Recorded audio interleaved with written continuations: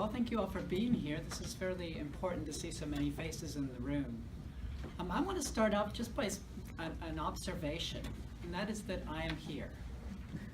And that's an important statement for a transgender woman to make when you're talking about empowerment. Because around the world, we are not here.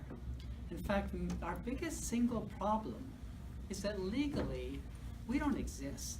In so many countries, we have no identity documents. We're not recognized.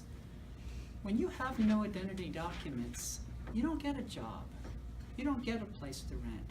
You can't travel. You can't participate in the economy. You do not exist. So when you're trying to have a conversation about empowerment, you're not even there. You're not even there. So that's the starting point. That's where we begin.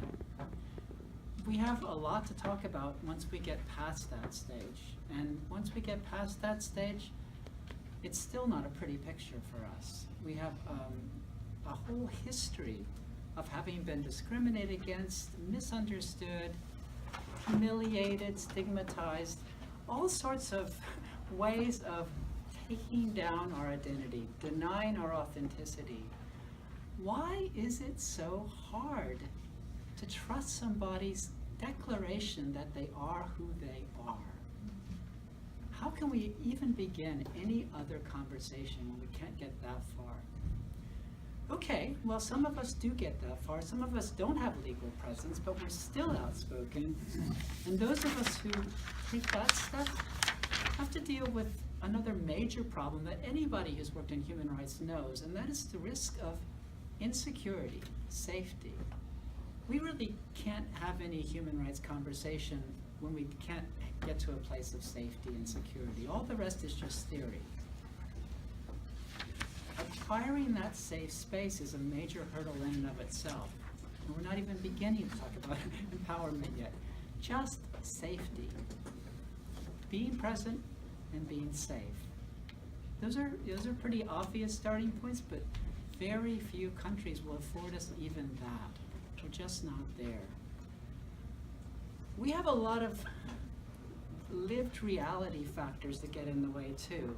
Not most, but a significant proportion of us live in really awful stages of poverty, of joblessness, of inability to access even basic public services. If you have a sore throat or just want to see a doctor for any reason whatsoever, I'm not talking about transitioning, I'm not talking about gender transition work, I'm talking about a sore throat.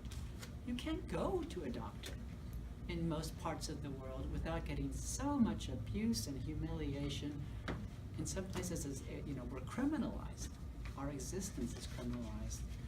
How do we make ourselves present? How do we pursue empowerment when we have a sore throat? But even when we can't access housing or jobs or education or any of the other services that people simply take for granted and ought to take for granted. That's really what governments are supposed to do. My organization, the International Center for Research on Women, we're a research group. We do advocacy, but we work with statistics, we work with numbers. And that's hard for the trans community because there's almost no data. Why? Well, we don't exist to start with, remember that? So it's really hard. There are no categories to record our lived realities. Even in the health field, where unfortunately trans women have the highest incidence rates of HIV/AIDS, until really just the last 3 years, we have been grouped as men who have sex with men. I'm not a man, guys. Only recently, and still not all around, do we get classified under what we are. So how do we get data? How do we do the analytical work that puts us into the policy discussions when, again, we're not there? Again, we don't have people funding the essential baseline research that allows us to be there in a policy discussion. That's our struggle right now, is to get there in so many different ways so that when we sit in a room like this, we can say, well, you've all read the report. We have very little data. Most of it's anecdotal. The only exception to that is The US transgender survey that was done in the United States, which is my country, in 2015, almost 28,000 people participated in that survey. So it's a robust survey, a really substantial survey, and it sets the standard for what we could do around the world if somebody would fund it. The findings of that are pretty dire. Of those 28,000 people, 68% of them have no authentic gender documentation. These are Americans. No documentation whatsoever. So you can imagine what they're up against trying to get anything done at all. 47% of them have faced sexual assault in their lifetimes, and 10% in the last year alone. Just think about what that means as well. 29%, nearly a third, live in poverty in the United States. 15% are unemployed. That's 3 times the American standard average right now.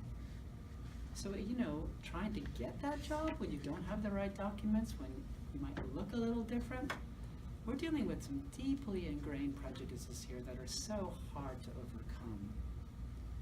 And 30% of trans people are homeless or have experienced homelessness, 1 in 10 just in the last year. Again, this goes back to not being able to access any legal opportunities to rent, to be there, to have jobs, etc. This is what we're up against. I wish I had good news to share. There's a few of us that are making our voices heard. We're doing that more and more. Even that's hard to do. We have such strong allies in the lesbian and gay and bisexual community.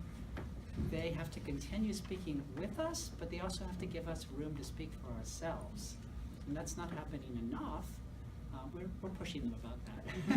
They're getting used to it. We have to move there. We have to get there. And this is what we're at right now. My appeal to most people right now is to help us map out, of course I would say this as an analyst, map out what these lived realities look like.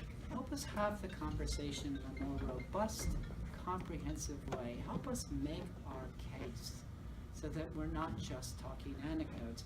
As powerful as those can be, we need the data. Thank you.